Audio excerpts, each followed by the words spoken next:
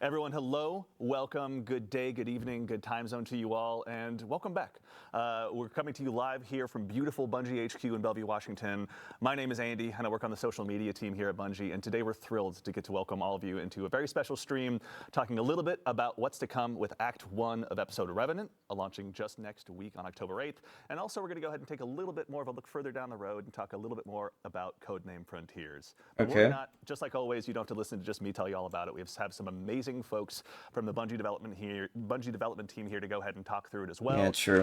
And I say there's no time. Give me just one second, guys. I'm just going to mute my mic so I can see if it's good for you guys volume-wise. Starting with someone that you may know if you've tuned into our Into the Light streams in the past, the one and only Jerome Viernich, senior narrative designer here at Bungie. Jerome, how's it going? It's great. I'm glad to be here. How are you? Doing well, Perfect. thank you. And Perfect welcome volume. back again. For the folks that may not have seen you on this show before or had a chance to go ahead and check out the Into the Light streams, can you tell us just a little bit about who you are and what you do here at Bungie? Sure. I'm a writer on our fantastic writing team, so that means dialogue, tending to the garden that is our lore, and doing UI UX strings. The fun stuff. So you're the blank space filler. That's right. That's Yeah. right. Press X. That's me. Okay, I hold down E personally, but we can well, discuss I don't. that That's later. not my department. That's all right. someone You know, else. we're crossplay friendly. It's okay. And then also sitting just next to him, someone who is joining us now in front of the camera, previously a member of our behind-the-scenes fire team, who does so much of our heavy lifting. The one and only Clayton Kisko, staff designer here at Bungie. Clayton, welcome. Thanks for having me. How you doing? Doing well, thank you. And hey, second verse, same as the first. Can you tell the folks at home a little bit about who you are and what you do here at Bungie? Yeah, so I'm a staff designer here, and I work primarily within the activities department. So I am in charge of building the skeleton and framework of the activity, developing the encounters and the boss fights as well, and building that amazing roller coaster that you tend to go on as a We've been player. writing it for a while. Thank you very much for all Yeah. your hard work. Yeah. Given that today's Tuesday and reset day, I have plenty to dive into. Thanks to you and yours. So thank you, Tom. I gotta Clayton. say, Yeah. this guy was one And of the sitting reasons just next to him, behind someone the that needs no introduction, but will still risk it anyway, just to make sure everyone's all caught up. Coil the one and activity. only senior, So good. or the sandbox craft lead here at Bungie, the one and only Mr. Chris Proctor. Chris, how's it going? Hey, Chris. Good, thanks, Andy. So anyone who may not have seen you on the Into the Light streams in the past or heard you in podcasts around the community, can you tell us just a little bit about who you are and what you do here? So I'm Chris Proctor, Sandbox Craft Lead on Destiny 2 here at Bungie. I work with the rest of the Sandbox team and Destiny leadership, other teams, to make sure that we're always hitting that gameplay quality bar that Bungie is renowned for. I occasionally also make a few things for the game. Yep, it's not an easy job, but we thank you all for doing it. And also, I want to note, Yeah. chat's calling you out immediately. You're getting a lot of love already. So thank you so much for taking the time to join us today. Now, we're going to go ahead and dive into episode Revenant, which again is launching just next week on October 8th. But before we go ahead and dive into that, Jerome, we're on the verge now in the last week of completing episode Echoes. Can you tell us a little bit about the story that got us to where we are now? Sure, absolutely. Well, let's start with the death of the witness, 'Kay. who That we guy. thoroughly destroyed. Absolutely. And his giant, smoky, billowing head dissipated Yeah. into a mist of darkness, which then coalesced with the traveler's light, Yeah. right? Crystallizing dangerous. into the echoes. Yeah. Which fell into the soul system. Mm-hmm. One of those fell, of course, to Maya Sundaresh, which we know from episode 1. Yeah. And it fundamentally changed how the Vex saw themselves. And Right. now we're going to get the same treatment. Okay, there with we go. Kind of the adjust it Scorn, one more because one of time, the echoes just will be 'cause falling to don't want to be Fickle, too loud where you guys leader can. of the undead Elixni army. Yeah.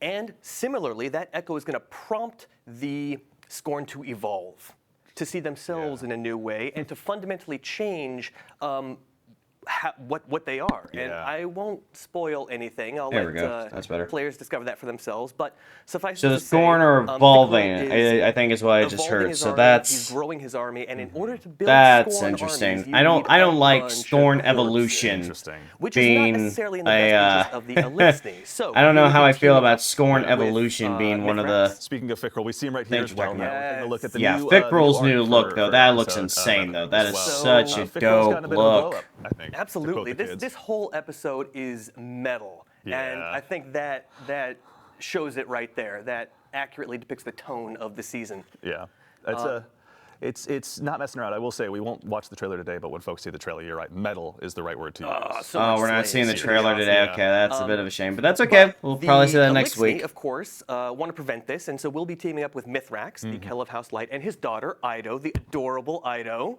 Must be whom I love. protected at all costs. Absolutely. Thoroughly. Yeah. And she will be bringing her expertise in herbology and ancient elixir lore to help us craft tonics to imbue us with the power that we need to battle this evolving Scorn army. Interesting. That is, thank you, by the way, for not only, now you've narrative directed us into our segue as well, so thank you very much. Narrative design as well. And so I think we should go ahead and dive into a little bit of gameplay, starting over here with you, Clayton. Oh, yes, so we just heard a little bit please. about some new tonics and everything. Can you tell us a little bit about where we are and what we're going to be doing here? This is the new apothecary, I believe? That's right. So we're in the apothecary space. Oh, okay. And Jerome was just mentioning the tonics and potions that we'll be crafting. They come in 2 flavors. They come in combat flavors and they come in reward flavors. Okay. The combat flavors are going to enhance or rather boost your artifact perks, specific ones. Yeah. Higher rarities of these tonics will boost multiple artifact perks, which is really great. Oh, And wait a then minute, on the what? reward side, we wanted to create a new or novel way to chase your gear and your weapons that you love. Yeah. And we took a lot of inspiration from the success of Into the Light, where players got to attune to specific weapons. And so with your reward tonics, you'll be able to attune to specific weapons within the season. Very nice. They're not craftable in this season, which is important to note, but you will be able to target them, and they'll have enhanced perks. Got it. Okay. So you'll be able to go ahead and chase down that god roll you're looking so desperately for with the help of this. But wait a minute. also, So you know, for the build crafters weapons out this there, they're gonna have season even are more not to dive into craftable? than maybe just the episode artifact and everything. These are going to go ahead and help just boost a lot of those traits, I guess. Yeah. Yes. Yeah. Okay. So build crafters, make sure your appetites are whetted and ready. There's going to be plenty of stuff for you to go ahead and dive into. But we're going to go ahead also and dive into some of the meat and potatoes of today's stream, proverbially speaking. As we're on our way over to Onslaught, Clayton, I just want to go ahead and also start there. Onslaught's getting kind of a new revamp this episode as well. Yes! You guys have left proverbially very few, if any, stones untouched this time around. Oh my God, And that's so actually we awesome. heard Onslaught's getting feedback. We wanna revamped see a this little. Let's investment hope it's Onslaught. good. We are coming out with a brand new Onslaught called Onslaught Salvation. Yeah. We Okay. are going to have 3 maps that you'll be Interesting, yeah. in there. Okay, We'll have some new cool, defenses. cool. We'll have enemy factions that will be fighting into the theme of this episode. We'll have the Scorn. We'll have the Dark Cabal. That's right. A Yeah, bunch of yeah. other new stuff that we can get into. Excellent. Yeah, Okay, we'll dive good into that to. here I'm briefly. glad Our that they're fighting not team just like is now on their way. giving While up we're on the way over Onslaught. As well, I made Actually, a brief mention of our friends in the Shadow Legion as well. Can you tell us what the Shadow Legion is doing here and why they might be in league with Fickrel, Jerome? The Shadow Legion are bumming. They are in utter disarray. Their leader has been slain, and they are grasping to anyone who can keep them in power. Yeah. And Fickrel holds the most powerful artifact around now. Got it. So they will be doing his bidding, though it will be a tenuous alliance. They're Okay, going with that Fickrel's makes riz sense. just for I right can now, understand but that. may not be the case later on. but again, That's I right. really, We will I might do want to our go best back and to hear snuff this that again. out. So, Thank you. All right, fair enough. Much appreciated. All right. So oh now yeah, oh, are so we here. got We're in Onslaught. a Widow's Court. Widow's Okay, that's Court. one of the new maps for this. PvP Sweet. players will recognize this map, and they'll also recognize some of the changes. Wait, what is that? That's a new weapon. That's a.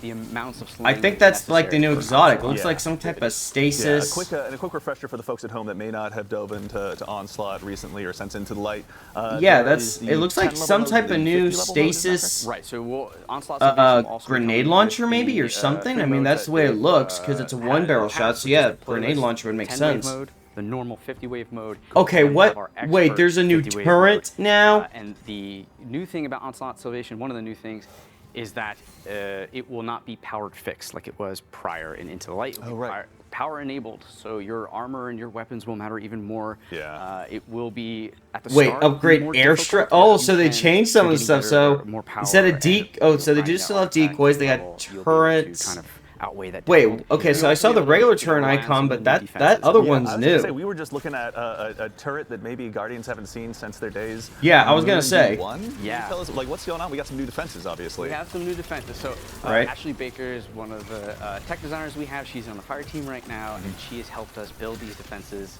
as well as other things in Onslaught. She's worked with the Sandbox team, who have knocked it out of the park with this rideable turret. Yeah. So it is kind of a standard rideable turret at first, but by upgrade 3, it's going to have more health, it's going to be dealing more damage, but it's also going to have scorching rounds come out of it. Okay. And what's the cool thing Okay, about that's that is actually that sick. If you have build crafting with fragments or what have you within Scorching. Yeah. Okay, looks like we get a new shotgun. Looks like arc. Go ahead and really scorch And it looks like, wait, Everyone. shotguns have Also, anti-barrier, or only is that demolition might be units that something come with an in front of the artifact mod? ADU and scare the hell I'm out trying of not to talk Yeah, too they much, do, guys. that I'm was sorry. my words, okay? They do scare that. Yeah. All right. So in the subject or in the topic of new defenses, so we're bringing back the turret from yesterdecade of Destiny, but also there's some other ones available as well. Can you tell us a little bit about maybe some new defenses that are on the way? Yes, so the other one that we have is the Airstrike, Yes. which will have 3 cannons when you purchase it, or upgrade it. They'll be replenished there. And what that allows you to do is essentially mark anywhere on the ground. Yeah. And when an enemy or enemies run over it, a giant beam, it will come down from the sky. Okay, and obliterate the that's enemies. pretty I'm cool. going to keep a little bit of the secret for higher upgrades. I want to No, that's reveal fair, that's everything fair. here, but there's some really nice That's stuff. fair. Nimbus liked that. We'll just go ahead and put that. There you go. Right? Yeah, exactly. And actually, so just to double check as well, with the airstrikes, it's not just you plant it and it fires. It actually has to wait for someone to kind of trigger that. Waits for someone to come over. Yeah. Very nice, okay. Much like the Oh, trip. so it's kind of like a trip mine sort of thing. Okay, that's actually really We've cool. heard the feedback about the tripwires, and we want to bring their value up a little bit more. So now they're going to be exploding with stasis slow fields. Yeah. And on higher upgrades, they'll be creating stasis crystals for you to play off of if you have a stasis build. Okay, that's actually And cool then how I'm happy to different. share that those That's actually really updates cool. will also be available in the original Onslaught as well. Very nice. Okay. Oh, okay, and the new updates that okay, happen so these to new the, upgrades will be defenses in the that are original available. Onslaught. And Okay, that's Salvation will be okay, available that's in the sick. traditional Onslaught mode as well. Just the tripwires, yeah. Very exciting. Okay, nice. Good to see.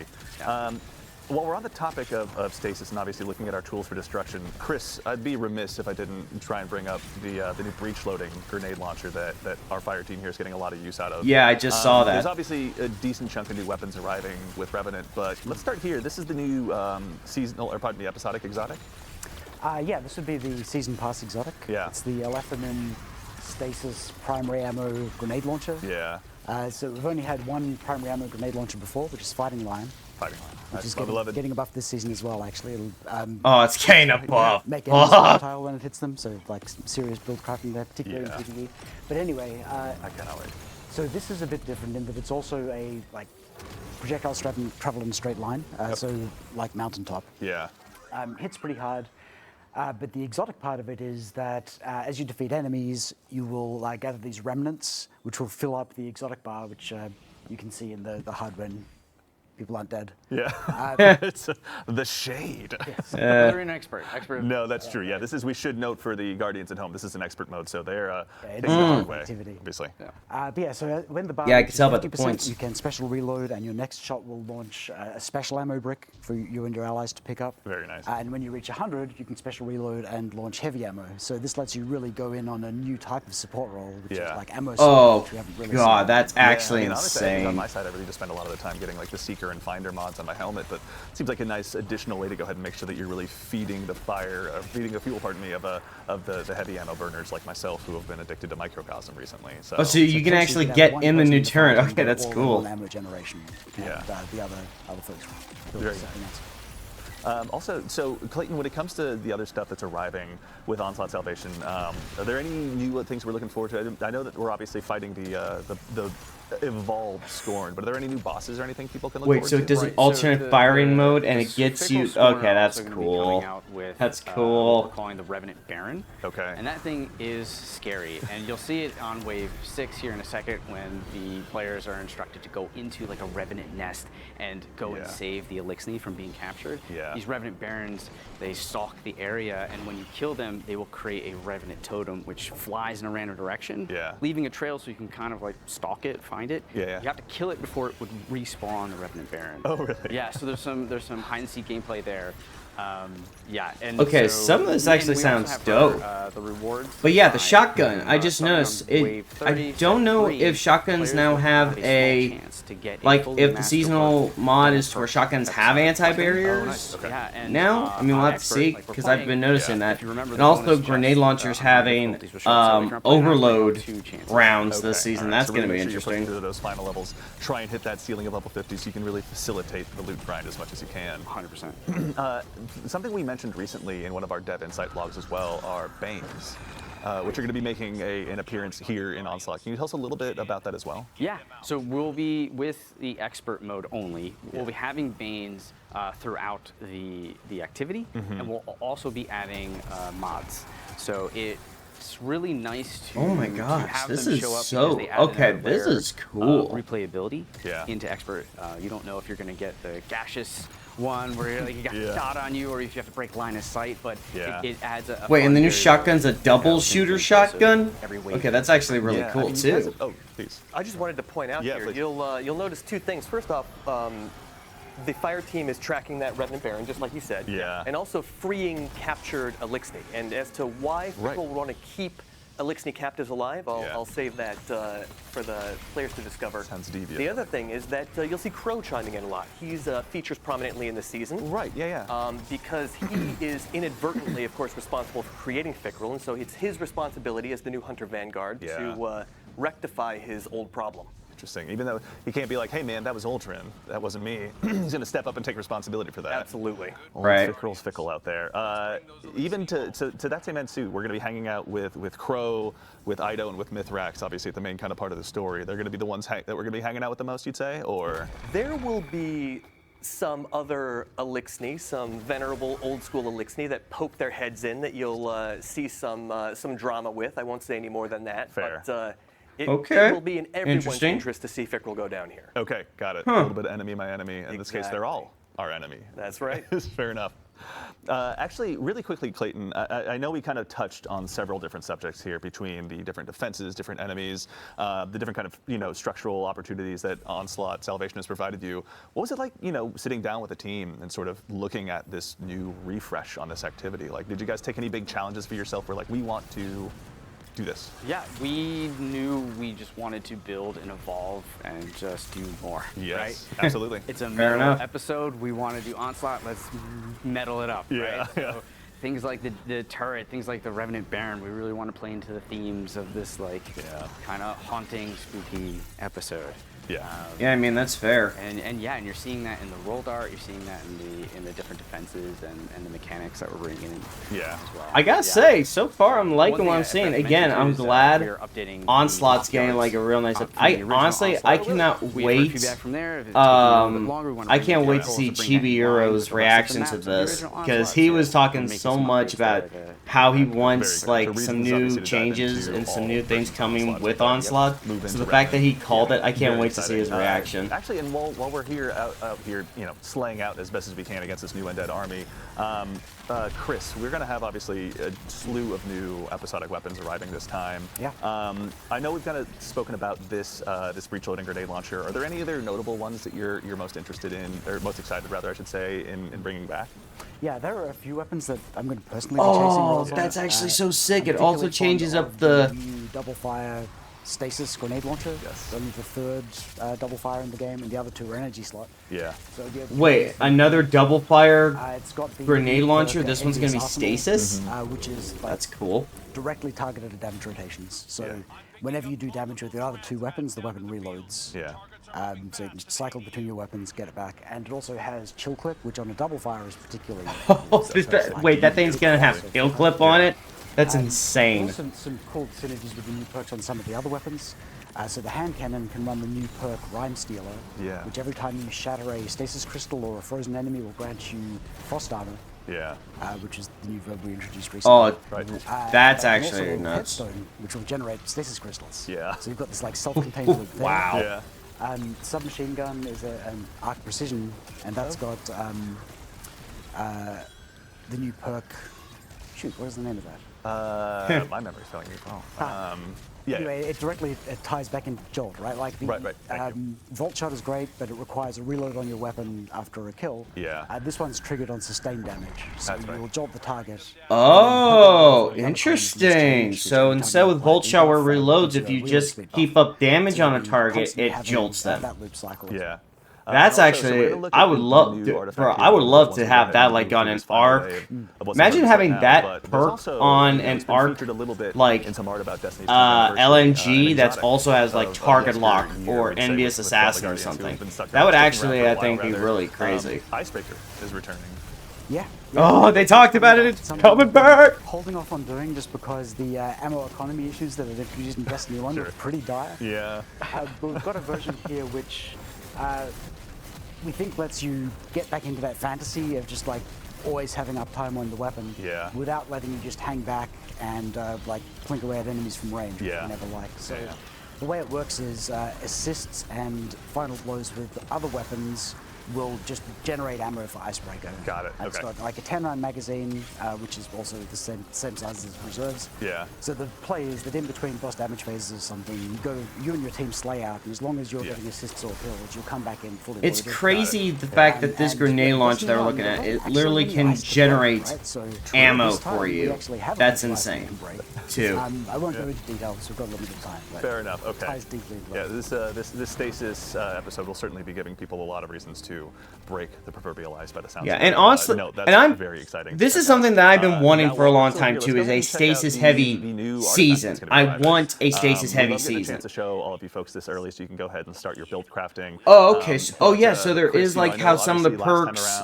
Like the third and the fourth one right there. How the arrows. That was from the potion thing. So the potions. Similar theme for this particular artifact. What would it be? So it goes very hard into stasis. Yeah. Like wow. And Frost Armor stasis weapons have increased damage. That's insane. Here.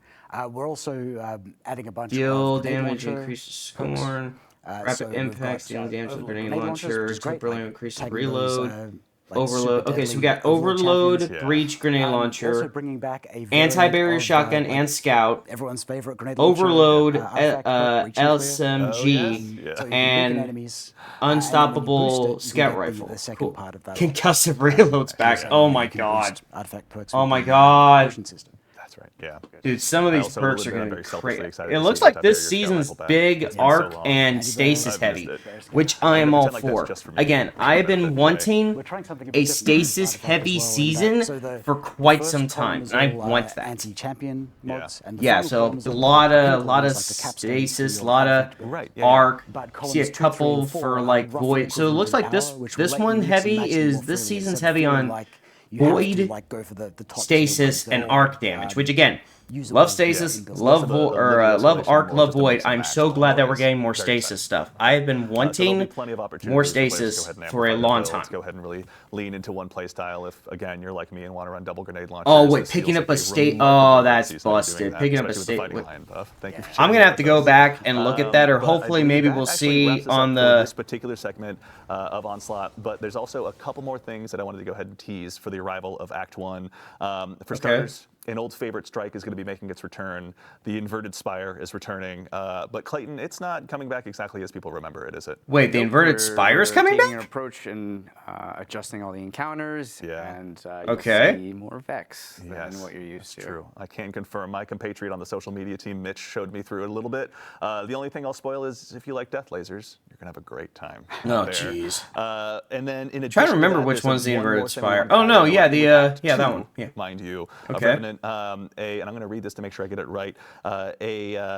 Inspired from a fan favorite activity from Destiny's past.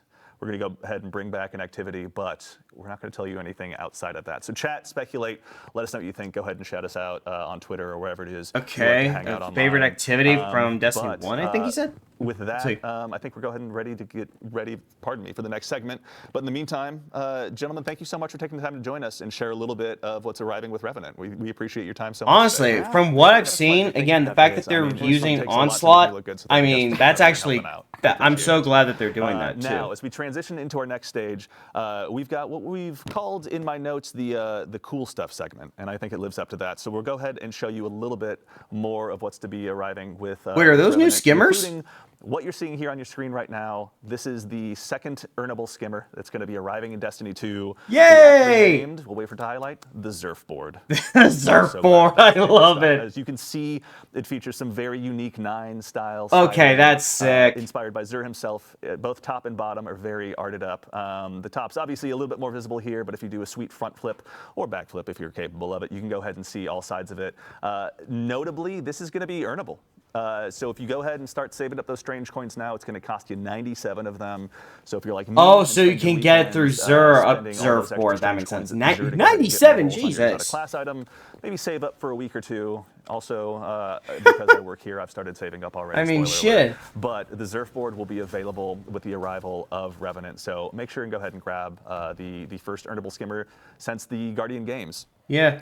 In addition to that, we obviously have mentioned very recently that we're going to be having a new dungeon arriving. Yes. With Revenant, and as a part of this, we're going to be doing a dungeon race in cooperation with our friends over at Twitch. Super excited. We've put the. But I gotta say, I'm honestly shocked. Like, I'll have to make sure to grind for some strange coins today. That'll be today's stream. BUNG.ie/Twitch Rivals. You can go ahead and head out there, sign up with your fire team, and make sure that you're ready to go ahead and take on this new challenge, which will again also provide some additional chances for Bungie rewards. You can see here on the screen, we've got a look at the hoodie that will be earnable along with the bracelet. But perhaps what's most interesting about the hoodie is that as a part of the dungeon race, if you're one of the top 3 teams to go ahead and cross that proverbial finish line, then we'll be able to ship out a special embroidered version with your gamer tag on it as well. So make sure and go ahead and dive on in and prepare to try and cross that finish line first. And now we're also going to take one quick look. Festival of the Lost is going to be arriving. Yep, can't wait for that. Revenant as well. And if you all remember, you took a chance to vote on some armor sets for yourselves. Yes, so we Hunters did. Up first. You can see here we've got the Evil Wizard set. I myself am very looking forward to adding this to my collection. The Evil Gothic set is just going to only dial up more and more. Up next, our Friendly Neighborhood Warlocks. You've got this to look forward to, including what I think we affectionately refer to as probably the coolest pants we've all ever seen over here at Bungie. And breaking out from the crowd, the Good Wizards this time around. Titans, you went ahead and voted for it this way. You're going to have the chance to go ahead and add this into your arsenal as well. Okay, so the first one was the Hunters, I believe. So that looks cool. Festival of the Lost and grab this stuff once it's available. And I'm going to be doing that, so maybe I'm just projecting. But either way, make sure and get ready to go ahead and update your fashion where you can. But now we get to move on to our second segment of the show, where we're going to go ahead and talk a little bit more about what's further on down the road. So we've talked about what's just around the corner. Let's look forward to Frontiers. And here to help me discuss those topics today, that topic today as well, rather, are these two fine individuals to my left, which you've met at some point or another. But again, we'll make sure and introduce them to everyone out there in the crowd. We'll start with you first, Allison. Allison, how's it going? It's going so good. I'm bright-eyed and bushy-tailed. We're up so early. I'm doing well, thank you so much. Good. Allison, obviously narrative director here on Destiny at Bungie. Can you tell anyone who may not have seen you in a Vidoc or one of our past streams a little bit more about yourself and what you do? Sure. So I'm the narrative director for D2. It is me and my team's job to tell stories. It's our job to take care of our characters, of our arcs. We make you laugh. We make you cry. We make you have feelings that you normally don't have to have in your usual day-to-day life. I was raised not to feel feelings, so it's a very upsetting experience when I do. Feelings are distressing. I understand. We also get to plan future things, planning ahead for the arcs to come. Yes. And the saga to come. About. I know, the whole new saga. We'll have a little bit to dive into as well today. I know, I'm so excited. And then also sitting next to her, Stevens, assistant game director here at Bungie. And really hope. I've not had a chance to interview I'm but since back like in my shaking a little bit, guys, to to hear more about Frontiers, honestly. You've seen him as well. Robbie, how are you doing today? I'm doing great, Andy. And, you know, I think you've grown a lot since those days. Thank you. It's been so long, right? Yeah. My badge changed and everything.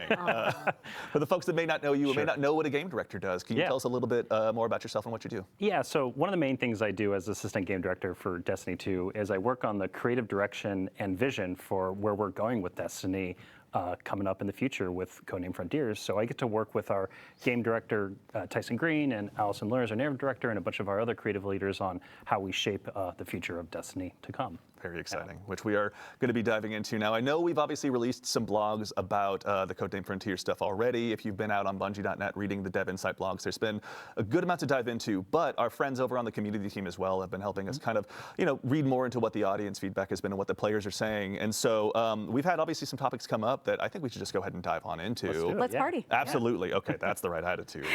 Let's party at this early in the morning. Always the answer I want to hear. So Robbie, we'll go ahead and start with you. Sure. One of the things we said is that these expansions are going to be medium-sized. Can you help us understand a little bit more about what that means? Yeah, definitely. So expansions are changing going forward with Codename Frontiers. And so our philosophy behind this is moving from one really big, all-consuming tentpole moment that kind of takes all the oxygen in the room at one point in the year, to 2 what we consider big tentpole moments happening in each year. And so those tentpole moments coming twice a year now are going to bring with them fresh content and new stories that are going to move the world of Destiny forward. And to answer your question directly, the way we're kind of looking at the size of these is similar to like Rise of Iron from Destiny 1. But this is happening like twice a year as compared to the past. Yeah. And so Okay, that's what's not a bad the size reason we're talking comparison. about this, the rough shape of the box here that we're filling is that what comes with it is like each expansion is going to have its own unique version of a campaign and post-game experience that you can dive really deep into beyond the initial playthrough, similar to how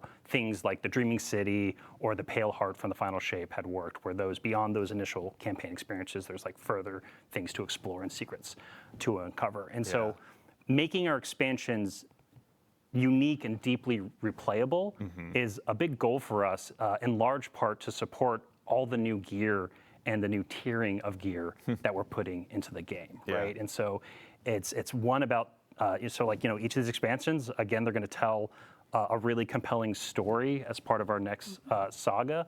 But I really want to stress that they're also going to be unique experiences, unique campaigns and post games. Yeah, I know that's something like, you know, I've kind of overheard some of the conversations where when it comes to these expansions as well, you know, obviously the corollary we're using today is Rise of Iron, but like these are going to be brand new experiences, things that we just like haven't released before in the past. Yes. Can you tell us a little bit about that as well? Or Yeah, definitely.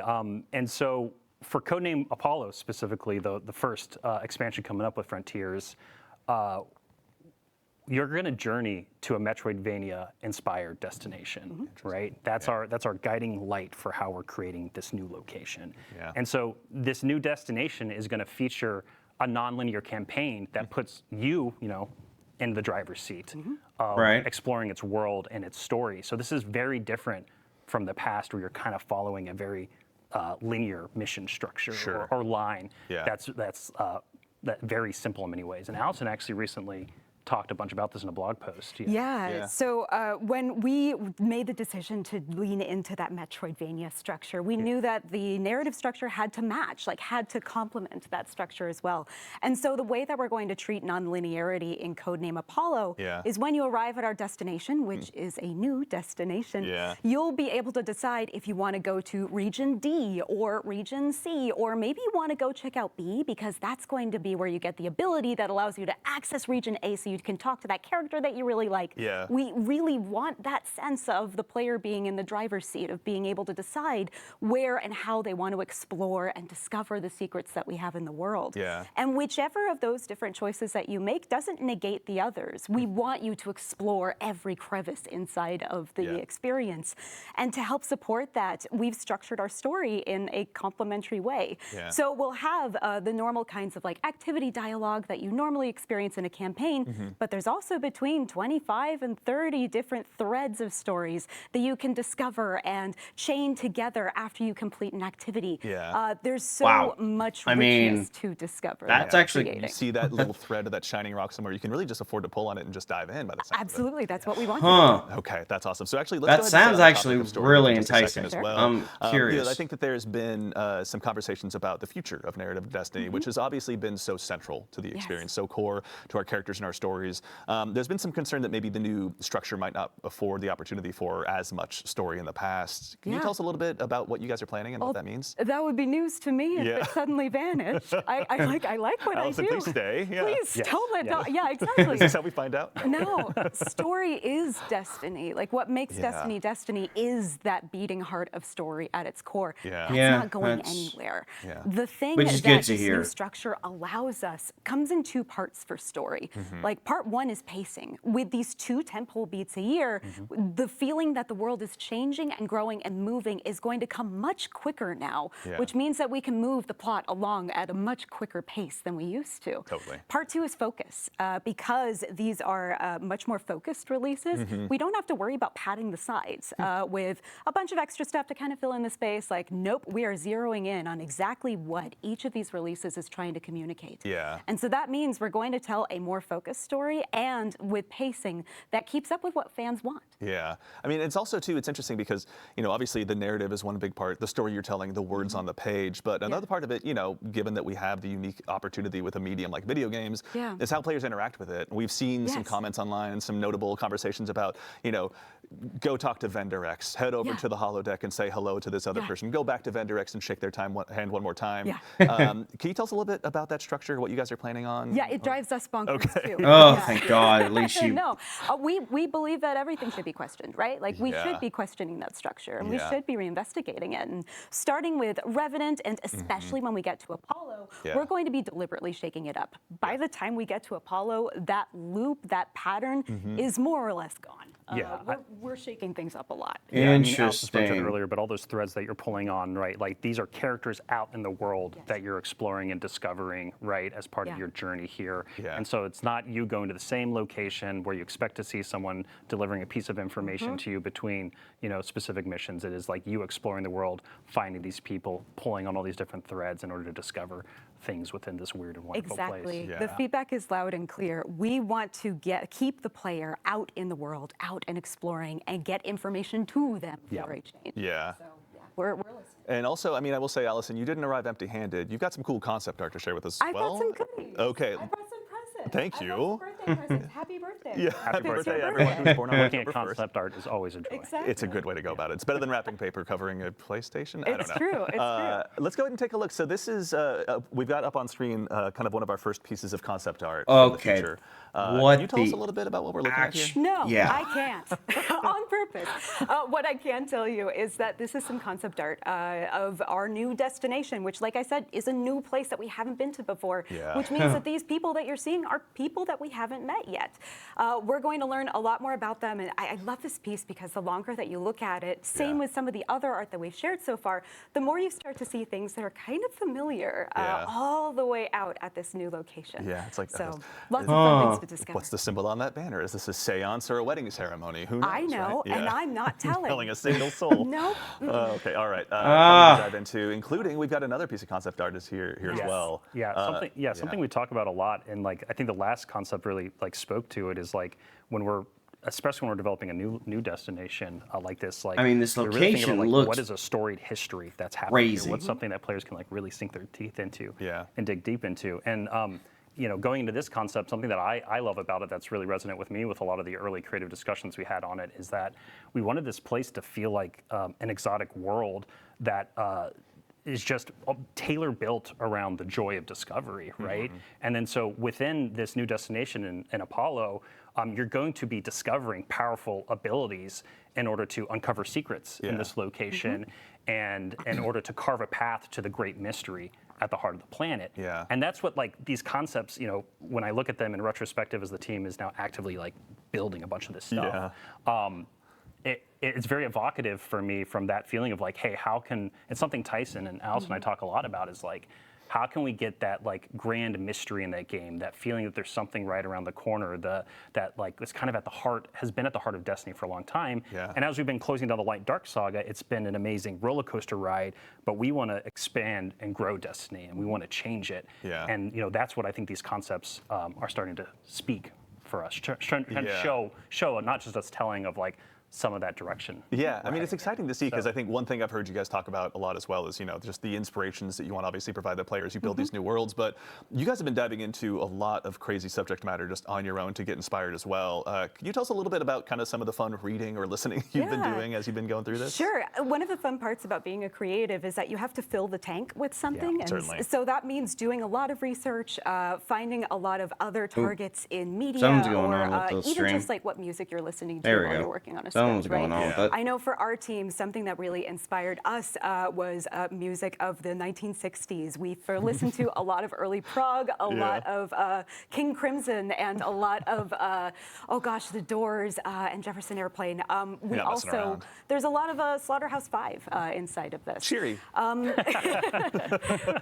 We love to look for inspiration outside of just games because there's so much in the world that can fill that tank and get us inspired for what's coming next. And we also look to television, of course, too. Oh, yeah. I mean, TV and movies is like, I talk about all the line. I mean, Allison, as the narrative director, much better at referencing text. I'm a little bit more of a visual guy. Is that the nice way to say that? Yeah. Okay, cool. All right, thank you. Social media and TikTok have rotted us all. They've just rotted me. Actually. But yeah, like when we talk about like all this inspirational media, like one of the things, Destiny also being a sci-fi game that we talked a bunch about was for Apollo was Scavenger's Reign. That's something that Allison, remember an early concepting we were talking about, and we're like, oh wow, that media, that TV show is so great because like it's familiar in some ways, but as you get closer and you really look at their world, it's really strange and different and weird and mysterious. And it really kind of just builds this halo of allure around it that is something that really spoke to us when we're thinking about like how can we introduce something new to the game at the top of Frontiers. That's exciting. All right, so there's obviously a lot of new inspirations. We had a chance to look at some concept art, but Allison, I got to put you on the spot just one last time. Do you have any other teasers for us or anything you can give us before we move on to the next subject? I got a weird one. Okay, even better. Okay. So imagine going to a mansion, like a really nice, really big fancy house. Okay, and not just in the tutorial to Tomb Raider. No, Okay, like a nice. Okay, thank you. So you're going in and looking at like a parlor room or something, and maybe the owner of the house tells you there's a secret door somewhere in here, and you're looking around and you can see the door that you came through, and you can see the window, but it kind of looks like a dead end, like there's nothing in here. And everyone knows that a good secret door comes from like behind a bookcase. Right. Like you go up to a bookcase and pull on a book or a little statue that's been in front of your face the whole time, but you just haven't had the focus on it yet. And if you pull on that, it opens up the secret door, and suddenly what was a dead end looks like an entryway. Yeah. And that's what this saga is. Okay, that's very exciting. And it won't be like Young Frankenstein where I get stuck in the door. You will not get stuck in the door. No, I will not let anyone get stuck inside the door. Or Matthew McConaughey behind the bookcase. Murph. Okay, all right. Thank you again, Allison, so much. There's obviously a lot of cool stuff to dive into, but we'll let you and yours keep crafting. But we've got also one more subject as well. Robbie, I'd love to bug you about one more thing, Please. if that's all right. Yeah. So we've seen some feedback on reward tiers and how there might not be enough variation in loot for players to go ahead and get encouraged to go ahead and keep chasing down more gear. Can you tell us a little bit more about what you're all building right now and kind of what that means to you? Yeah, so this is like very valid feedback, just acknowledging that in the first place, because the first thing we announced was just like, hey, there's some new tiers, right? And then obviously, you're going to look at that and go like, well, I have a bunch of amazing armor and weapons now, so like, why does this matter in the future? And so totally, that feedback makes a lot of sense to us. And so what's really top of mind and has been for us for a little while now is how we can make not only chasing gear within individual tiers interesting and the whole system interesting, but also how we can make those higher tiers of gear compelling to chase, right? To have that mountain to climb. And so that comes in two forms that I can talk a little bit about today. One, I can go a little more in depth on, which is our next generation armor. That's going to be coming with Codename Frontiers. And then we have some really early thinking for weapons. Okay. And so for armor, let's start there. Is that okay, Andy? That's perfect. If you wouldn't mind, Robbie. Yeah, I would. Okay, happy to. So let me lean in here to focus a little bit. So for next generation armor, we really want to make armor valuable again. We want to make it easier to understand, and we really want it to have create new build crafting identities. That's something that's like really close to home for us right now, because we've had a similar system for quite a while now. And so part of making it valuable, easy to understand, new identities is one of the big pieces is going to be a large stat rework to the armor pieces themselves. And so there's going to be fewer stats on each individual piece of armor. So it makes it way easier to quickly compare pieces of gear and be like, oh, this one's better than that one. I'm building into a specific, discipline, strength, whatever, and you can better understand that.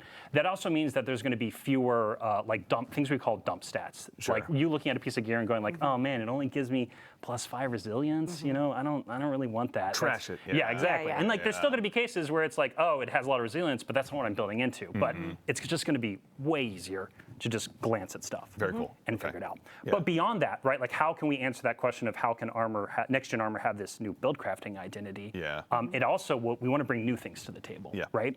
And so part of the stat rework, we're going to go beyond 100, Andy. We go beyond sometimes. Beyond 100. Yeah, we've gone beyond light. That's right. Yep, beyond dark, with prismatic. What This else just makes is there? sense. Yeah. Now we're gonna go beyond 100 with armor. Who knew? Like who knew that's where we're going? It was just hidden in the lore book somewhere, I'm sure, right, Allison? Yeah, right? sure. Right? Okay. All right. Yeah. Thank you. No, we'll learn. No one double check that. Yeah, but beyond 100. don't check our homework. Yeah. So when we go, so what I mean by going beyond 100. So let's talk about strength, for instance. And so this is some early thinking from the team. Yeah.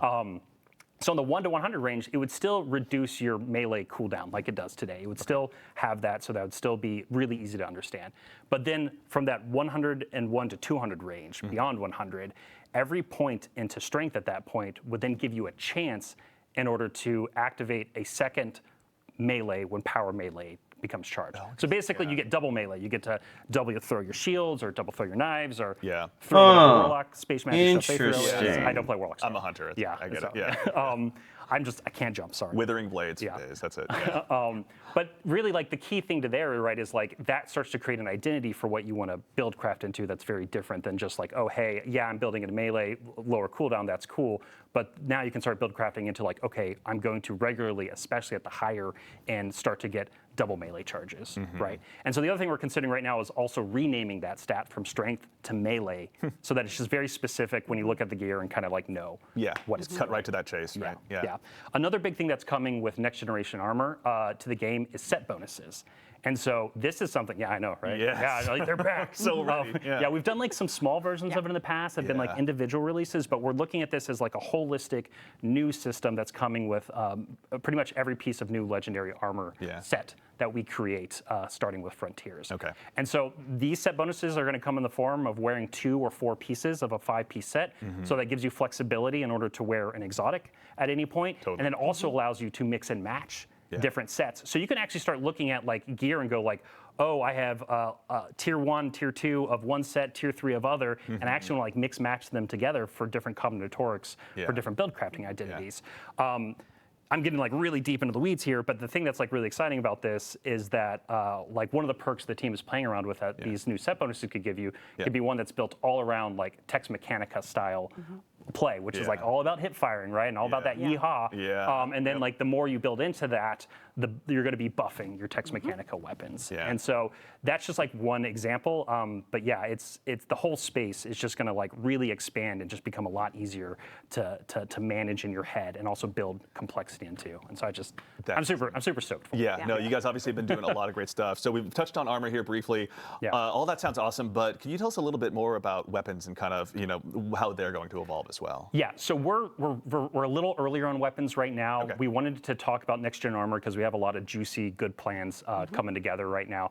But for weapons, the thing I can say is that like in the game today, we have higher tiers of weapons to chase, like adepts and raid weapons, right? And so those things with them come with exclusive perks that basically, cut above the noise of other weapons you might be earning in any individual release. And so we know from the tiering perspective of weapons themselves that like, hey, we already have this kind of touchstone for us that we see that works pretty well. And it's like, so it's really like, how can we meet or clear that bar, right? Like how can we create those exclusive chases at the top of that aspirational mountain for players to climb? So actually, additionally too, we've heard some concerns that, obviously we're going to maybe be over-indexing on just bringing back reprised weapons. And Guardians will just be out there chasing down something and re-earning something that's just sitting in the vault anyway. Can you tell us a little bit more about like kind of the weapon chase and what you guys are planning on doing with each, subsequent release? Yeah, so just to like make sure to clear the air here a little bit, right? Like every expansion, every season, every raid, every dungeon, there's going to be new weapons, right? We're not slowing down there in terms of like making a lot of compelling new weapon content. Cool. Okay. But the thing about reprisals and revisions that I think is true for a lot of Destiny players is like you have that favorite gun, right? You have that gun that you loved at one point in time, and over time it's just not as useful in the contemporary tuning, activity, sandbox, whatever, right? Like just something about it isn't as good over the years. And so like we did with the Brave Arsenal and Into the Light, like that's our touchstone for like, hey, how can we go in and update, fan favorite weapons, bring them back, breathe some new life into them, and make them interesting to use again. And I also think what's great about that is that people who never got to use their Recluse or Better Devils or something that we haven't reprised just yet, right? Is like, oh, that that's their first time experience with it, and they've heard how cool it is. To all the Guardians who are going to dive into Revenant and get to try Chroma Rush for the first time. Oh, yeah. I am trying that gun for the first time. It's so good. I'm glad it's coming back. It's great. Okay, that all sounds awesome. So everything that Robbie just spoke to, there's going to be a next-gen article, a next-gen armor article going up on Bungie.net after the stream wraps up. But Robbie, is there anything else you want to say? Yeah, so something that I should probably touch on is like we're talking a lot about like all this cool gear and like, but like there's a question here, right? That immediately becomes posed of like why does it matter, right? Like why do I care about it? And so we've talked a little bit, right, about the fact that there's going to be customizable difficulty coming in Destiny with Frontiers, and then also changes to modifiers and things like that with like the Banes that we announced in the recent blog post. And so to making expansions deeply replayable, kind of like I was talking about earlier in our section, and then the customizable difficulty, and then the new modifier systems. Like these are all things that are being built into a structure so that you're going to need to chase that high tier gear. You're going to need to craft that complex set bonus, perfect combination of Tex Mechanica gear in order to take on some of the hardest challenges inside of the game. And so this isn't just about changing gear. This is also figuring out how we can bring new and interesting challenge to Destiny and how we can really like breathe life into the challenge of the game. So exciting. Awesome. Yeah. Should be fun. Yeah. All right. Well, plenty more information on that to arrive on the blog that's going to be arriving on Bungie.net shortly after this. But I don't think I'm going to be able to top what Robbie just said. So we'll go ahead and get ready to go ahead and close out the stream here today by first thanking all of you fine folks at home for joining us today. We love getting a chance to put these streams on and hang out with all of you in the community, and it doesn't mean anything unless you show up. So thank you for taking the time to join us today. As a reminder as well, there's a Twitch shop going on right now. That's a heads up. You can probably see it pinned in chat, but just to remind everyone at home that if you've earned the Twitch drop, I should say, rather, it will be arriving on your Guardian when Revenant launches on October 8th. So if you don't get it today, worry not. That's by design. It'll be arriving on October 8th, and you'll get to put your shiny new emblem on.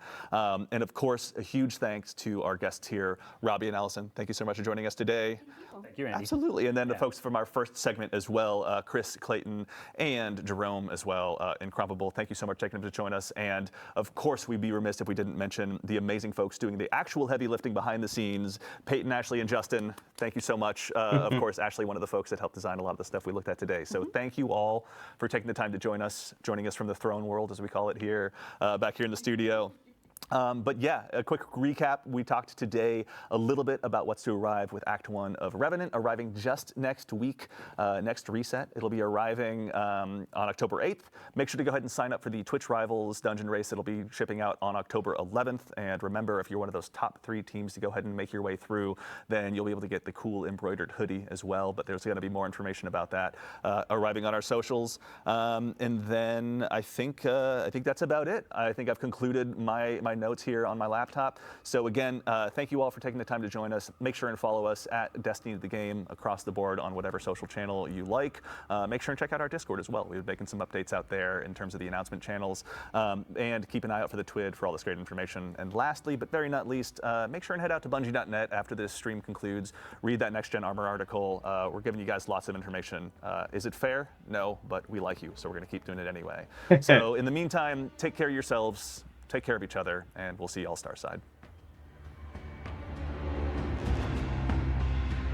Alrighty. Well, I gotta say, I'm excited. I think from the activity, I mean, obviously they didn't touch too much on Frontiers, which is disappointing. Obviously they can't show us too much yet, so understandable. I will say I am very excited for Revenant. The fact that they are adding new additions to Onslaught, which I think that's a great move to make it to where it's not stale.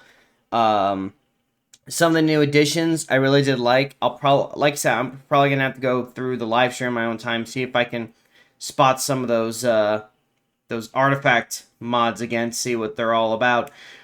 But yeah, so thank you for watching, guys. Yeah, let me know what you guys what your guys' favorite, like what you guys are most excited about from Revenant, what's being shown.